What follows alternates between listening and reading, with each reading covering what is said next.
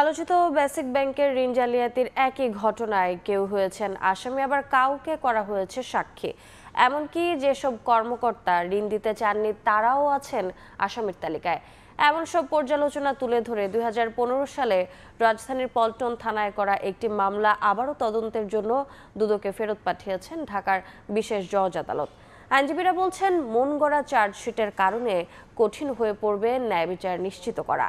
আর দুদক সংস্কার কমিশন প্রধান বলছেন, উদ্দেশ্যমূলকভাবে মামলা দুর্বল করার দায়ে দুদকের কার্যক্রমেরই তদন্ত করা উচিত। কেউ নোট অফ ডিসেন্ট দেয় নাই। তদন্তকারী কর্মকর্তা সিএস এর মধ্যে শুধু চেয়ারম্যানের নামটা দিয়ে দিয়েছে। এই ধরনের যে অফেন্সেসগুলি থাকে সেগুলো তো হচ্ছে আপনার ডকুমেন্টেড অফেন্স। এটা উদ্দেশ্যমূলকভাবে এটা করা হয়েছে। বেসিক ব্যাংক দেশের ব্যাংক খাতের এক সমালোচিত নাম। এই ব্যাংকের কয়েক হাজার কোটি টাকা ঋণ জালিয়াতির ঘটনায় ঢাকা ও চট্টগ্রামে মামলা হয়েছে 50টির বেশি। তারই একটি হয় 2015 সালে পল্টন থানায়, যেখানে আসামি করা হয় 18 জনকে। 7 বছরের তদন্ত শেষে 2022 সালে চার্জশিট দেয় দুদক।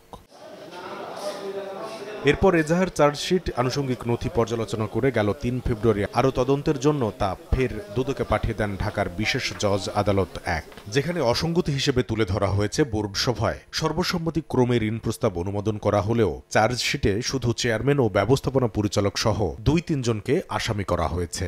বোর্ডের বাইরে যেসব কর্মকর্তা ঋণ দিতে চাননি তাদেরও আসামি করা হয়েছে। মানা হয়নি basic bank credit policy guideline. একই অভিযোগে কাউকে করা হয়েছে আসামি, আবার কেউ হয়েছেন সাক্ষী।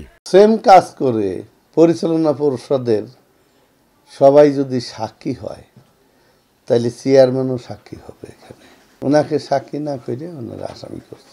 সুপ্রিম কোর্টের এই আইনজীবীর মতে, ব্যাংকে সমস্ত তথ্য প্রমাণ থাকার পরও মন গড়া চার্জশিট মামলাকে শুধু দুর্বলই করেনি, প্রশ্নের মুখে ফেলেছে দুদকের সক্ষমতাকে। এই ইনভেস্টিগেশন এতদিনও বা কেন লাগবে?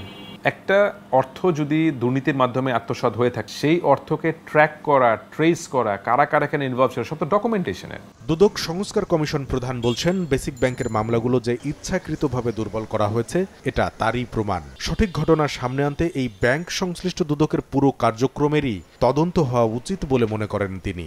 দুদক যে উদ্দেশ্যমূলকভাবে এটা করেছে মামলাটাকে দুর্বল করার জন্য, সেটারই একটা দৃষ্টান্ত। আমি মনে করি যে বেসিক ব্যাংকের ঘটনাটাকে নিয়ে শুরু থেকে যা ঘটেছে তৎকালীন দুদকের হাতে, সেটার কারণে সেটার প্রেক্ষিতে উচিত হচ্ছে যে তৎকালীন দুদকের নেতৃত্বে যারা ছিল তাদেরকে জবাব দিতে হয়। তা না, আগামী 4 জুন নতুন তদন্ত রিপোর্ট জমা দিতে বলেছেন আদালত। কামরুল হাসান সবুজ, সময় সংবাদ, ঢাকা।